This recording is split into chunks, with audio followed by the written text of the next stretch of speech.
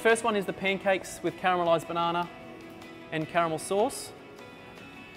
So this is a completely new menu item. It replaces the old pancakes with the mixed berry compote. So you've got the new pancakes, which is a prep recipe, and there's 3 pancakes stacked, the maple cream cheese on top, the popcorn, the caramel popcorn on top, caramelised bananas, and then the caramel sauce, and your mint leaf is drizzled there as well. So with the prep recipe for the maple cream cheese, that's a replacement of the lemon cream cheese. So it's very, very similar, very easy to make.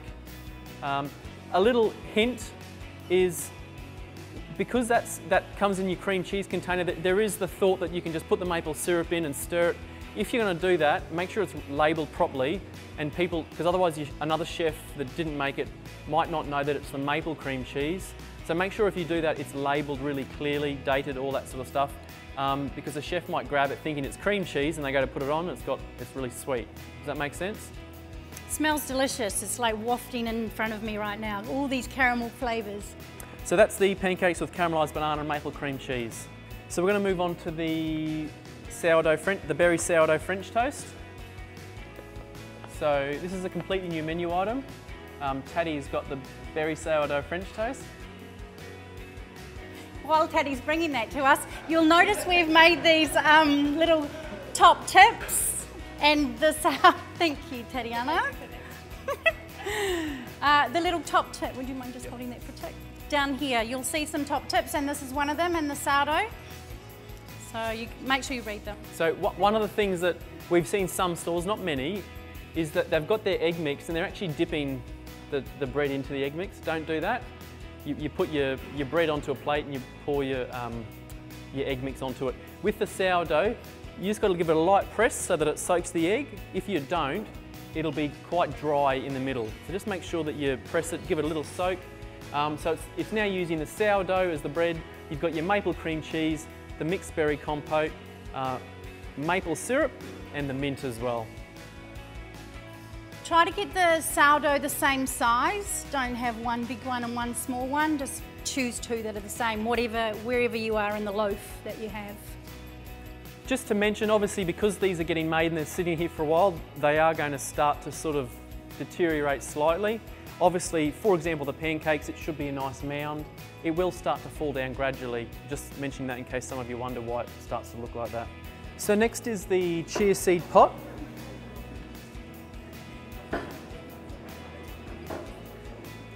Ooh, yay. Does anyone know, so this is a chocolate prize question. How do you make the chia seed prep recipe? Is anyone game to answer that one? Hands up, anyone? Chia seed prep recipe? No? So you've got 2 flavour combinations. You've got your mixed berry and mango. So the chia, no one was game to answer that one, I'll answer it for you. So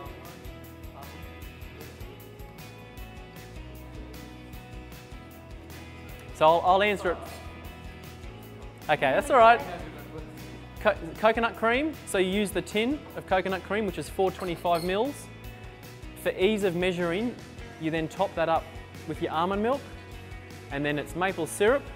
And something that's really important, I'll talk through this, when you make it, don't put the chia seeds into the container and then add your wet ingredients. Put the wet ingredients in first, mix it really well, and then add your seeds and mix it. The reason is chia seeds absorb moisture and they clump very quickly. The very first time I ever made chia seed mix, which was part of the menu process, I did it the wrong way. And what happens is you end up with big clumps which you can't undo. So don't do it that way. The best way to do it is do your wet ingredients first, then put the chia seeds in and mix it really quickly, thoroughly mix it, put it in the fridge.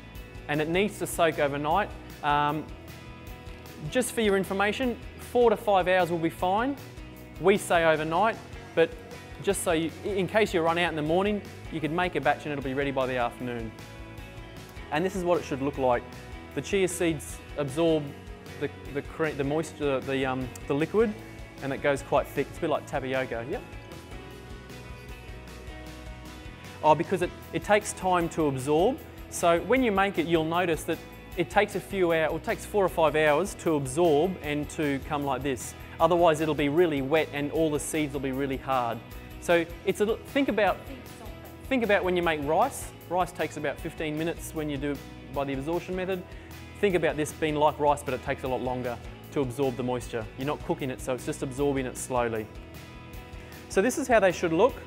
We're just going to make one for you now because we wanted to show you that it can be made in a takeaway container. This is one of the items that you could put in your cabinet. It'd be a really good grab and go option. Something that looks really colourful as well. You'd have 2 or 3 of each flavour. Something that people can, like I say, grab and go, and it looks nice as well. So this is one of the exciting new dishes that we've got. So the Cajun chicken strips, obviously this replaces the chicken schnitzel. The chicken schnitzel was a very expensive product. It was reconstituted chicken. This is 100% chicken breast from NZ Deli. And obviously the recipe we've got is that it's made into a southern fried chicken strip. For those of you who've been with the Coffee Club for a while, you may remember the Cajun chicken strips that we had on the menu. Essentially, that's exactly what this is. We've just used slightly different seasoning, but it's very, very similar. Yep, correct, yep. And it was a very popular promotion that we ran. So this product is, so the Cajun chicken strips on the seasoned chips, and then your dry coleslaw with the new herb mayo, just toss through it, and the chipotle mayo on the side. Just want to talk quickly about the prep recipes for the chicken strips. So you've got your batter and you've got your seasoning. The seasoning can be made in bulk, and then you can pour off however much you need each day. That seasoning has a very long shelf life, even once you've mixed it. The batter only has 1 day shelf life. So just make a small amount every day for that day. If you have your seasoning and you're doing your chicken, at the end of the day you think, oh, there's a bit of seasoning left, I'm going to keep that. You can't, because if you've had chicken going through it, raw chicken, or bits of the batter which has got raw egg, you can't keep that, you've got to throw it out. So my point is, when you're putting your seasoning out for the day, you might want to make a big batch, that's fine. Just pour a small amount of the seasoning that you think you'll need. You can always top it up through the day, but you'll get a feel for how much you need. So that's the chicken strips. These also get used on the southern fried chicken ciabatta as well. There's only 2 strips on that though. I'm going to keep this in Glad Wrap, and you're welcome to have a look later. The Good Food Trainer has cut it for you. This is a chicken breast that you'll pull out of the New Zealand Deli packet, and it's cut into 8. Most of it, that is how you can cut, so it's straight through the middle and down in 4. You get 8 out of each breast, sometimes 50 grams. Just be aware, these ones are 50 gram strips, and as you know, the other ones are 60 gram pieces. So yeah, just have a look later and you'll be able to see how it's all cut through. Portion control for chicken on most of the menu items is 60 grams or 120. These are 50.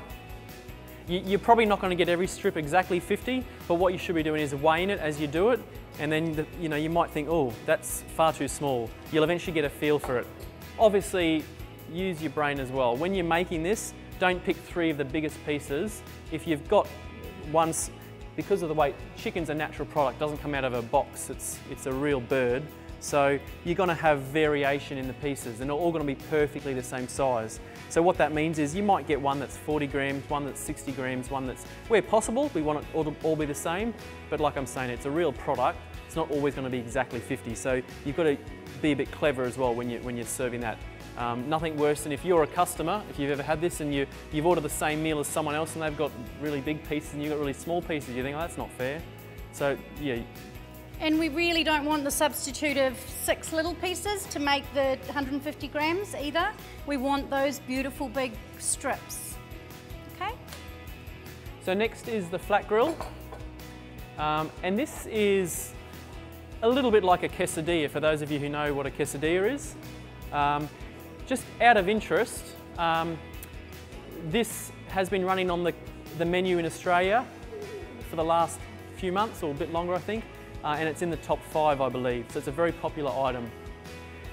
So this is made with chicken, the sweet potato, which is the wedge, so we haven't brought in a different sweet potato, it's a sweet potato wedge, pesto which goes onto the flat grill first, you've got your roasted red capsicum, feta, Egmont cheese, and I think that's all.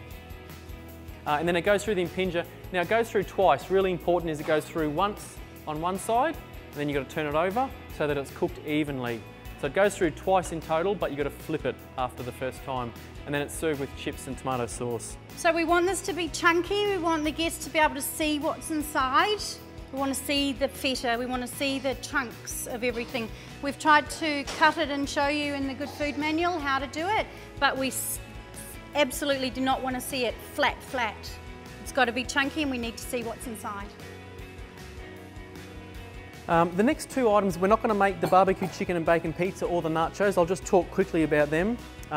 So the barbecue chicken and bacon pizza, that replaces the chicken bacon chipotle pizza.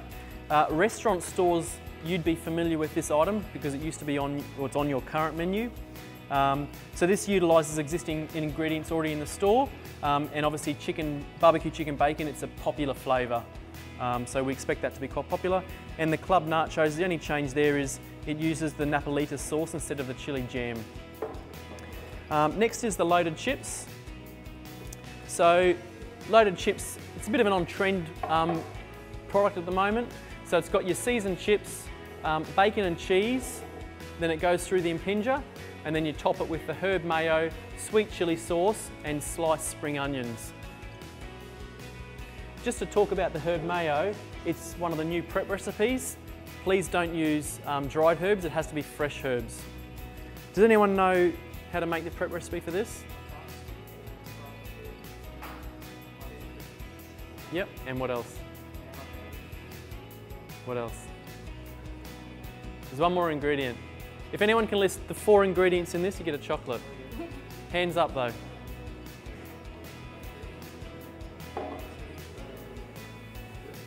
No? So it's mayonnaise, sour cream, dill and parsley. So it's sour cream you're missing. You'll notice that we serve this on the paper, the baking paper.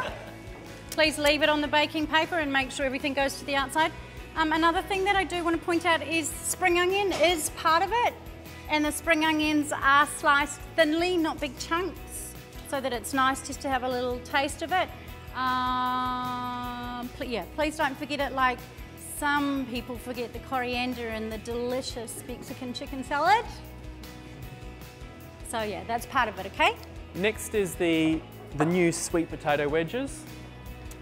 So these are a more premium wedge than our current seasoned wedge.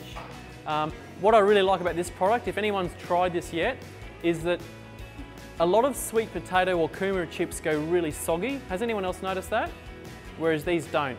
So because they're a bigger, chunkier wedge, and for whatever reason, the way they're made, it's sweet potato, they don't go soggy. Not like some of those chips. So that's what I really like about them. But otherwise, the chip seasoning goes on these, and then it's served with sweet chili and the herb mayo as well. Next, so we're not going to make the beef and bacon burger, but does anyone know there's 2 new ingredients on the Epic Beef and Bacon Burger? What is it?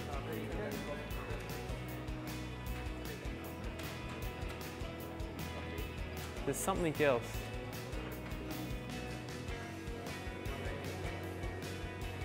That's one of them. Yes. So, those who are in the kitchen, you need to go home and read the Good Food Manual. And you need to become familiar with all these items. Chicken Caesar. Just a small change we've made to this. We've halved the amount of chicken, but increased the amount of bacon, just to make sure the proteins are better balanced. A lot of feedback we got was there was lots of chicken, but not much bacon.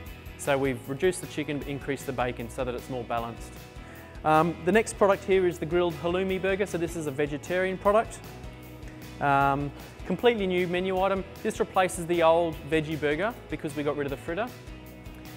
So this has caramelised onion, field mushrooms, the Egmont cheese on the lid of the bun or the crown of the bun, halloumi, spinach, and then your herb mayo as well, and served with chips and tomato sauce. Can you all see how beautiful and glossy this brioche bun is? Not like some of the little burnt ones that we tend to see sometimes. Just be careful. If you put it through the impinger, just put it through half the impinger, because if you put it through the whole lot, you'll get that brown, dark, burnt, bitter taste effect. Some of you are picking up on Simon's sarcasm, but in all honesty, we eat in our stores a lot. We've got a team of 18, we eat in our stores a lot, and these are the things we come across. So you've got to get it right. Just try it for half the impinger. You know, what I say is the people in the kitchen, you're representing the brand in such a big way because you're presenting the meals. If you present something that's not right, then it's going to damage the brand. And if a customer comes in and has that and they think, oh, well, I won't ever go back, it damages all of your businesses because they might go to one store, have a bad burger, they won't come back. So it's all of our jobs to make sure every single meal is presented right. And if it's burnt, redo it. So just little things, just got to be aware of that. Signature chicken and bacon club sandwich, the only change, well there's two changes that I want to talk about there. The chicken is now microwaved, not impingered. The reason for that is that it dries out too much in the impinger. And secondly, the egg slice. We see in some stores, people take shortcuts and they just do a fried egg. You have to make the egg slice. So make sure it's made properly. The prep recipe is in the Good Food Manual. A slight change to the prep recipe, you can now use the egg mix to make the egg slice. It used to be a different recipe, a very slight change, but you can use your egg mix now, which has the cream in it. Classic BLT ciabatta, so the only change there is that we've removed the chili jam. Otherwise it's the same, so it's just your bacon, cos lettuce, tomato and the Caesar dressing on the ciabatta. So the southern fried chicken ciabatta, so this is utilising the same strips we've talked about earlier. This is replacing the crispy chicken schnitzel sandwich. All of the ingredients are the same, it's just the chicken that's changed. Much better cost of goods because the old chicken was quite expensive and this is now made in-house. We do want it to be quite open, like you can see, like have that mouth really open. And on here is also a top tip in your Good Food Manual. Down the bottom is a top tip. And it explains to you that do put the basket down before you put the breaded chicken into it. If you put the breaded chicken into the basket before it's down in the oil, it'll stick to the bottom. So try to put it down, slowly, gently put them in so it doesn't splash, and then they'll cook much better. Also, just remembering this breading is going to leave your oil probably a little bit dirtier than you're used to, so try to remember to skim quite a few times a day. So next is the smoked salmon open sourdough. So this is a little bit of a Kiwi classic. You often see this in cafes on the bagel, so we've done this on the sourdough. So your sourdough is cooked or toasted, and then you've got your cream cheese, salmon, capers, red onion, little sprinklings of fresh dill, and then you've got your mixed lettuce in the middle. And a lemon wedge, of course. Think about the pretty colours that are around that so everybody can see, the customer can see the colours, and the lettuce is just in the middle. Don't let the lettuce splatter all over it. Next is the ham and cheese ciabatta. So again, this is a very similar item to the old classic ham and cheese pineapple sandwich. You can upsell pineapple on this, it's delicious. On that upsell guide that Simon talked about, that we have here, we've got heaps of suggestions for you guys. Pineapple is great on this one. But this is really simple. It's quite indulgent, even though it's really simple. So it's just your ham, cheese, gherkins, and the herb mayo on the ciabatta, and serve with chips and tomato sauce.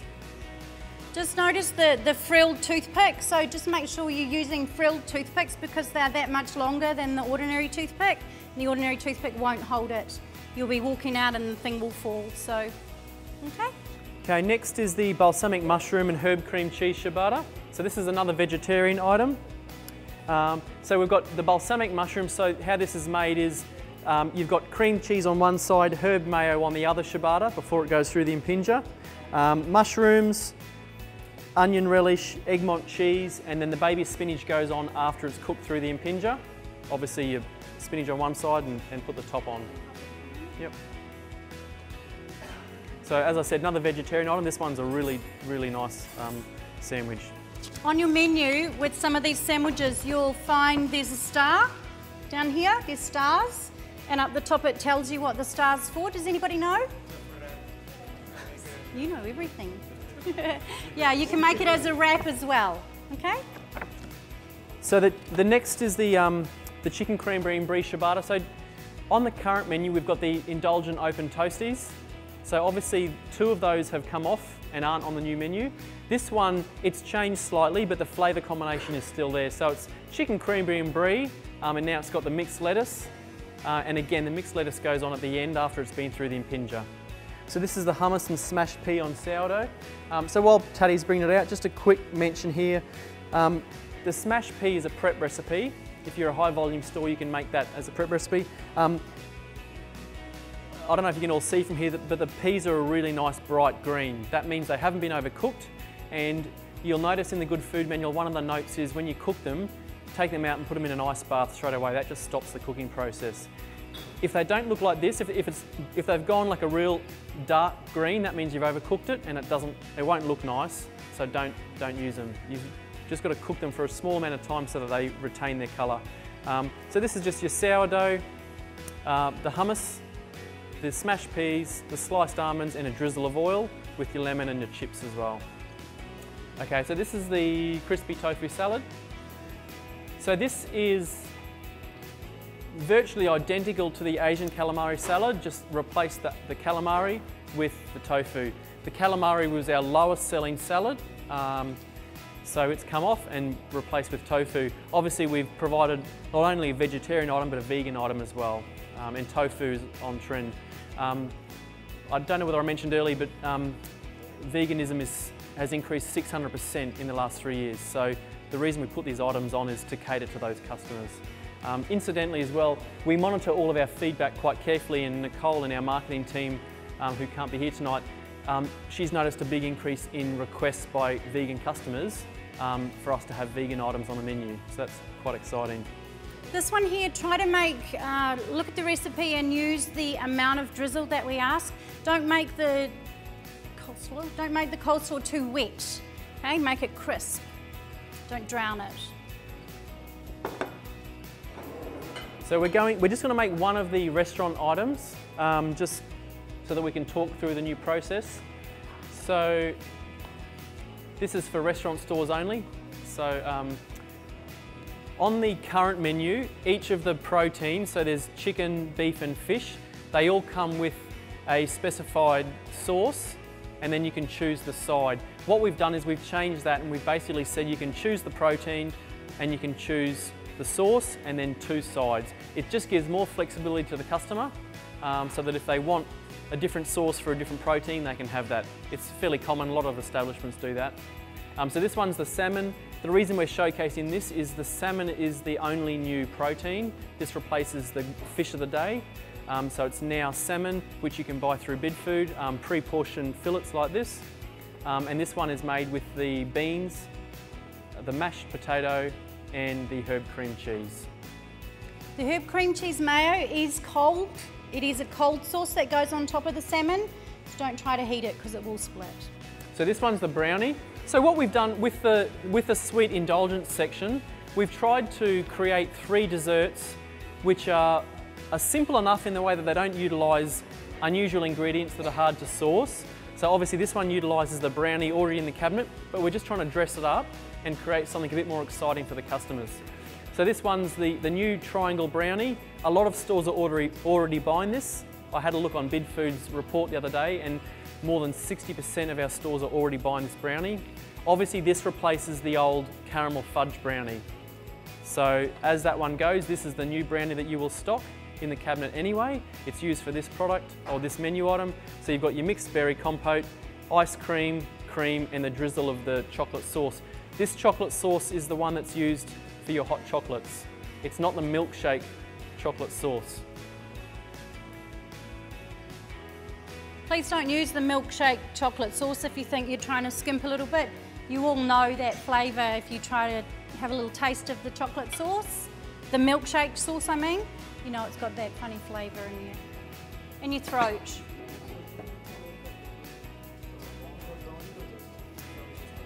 You don't need to warm it, but if the customer wants it warmed, you can warm it.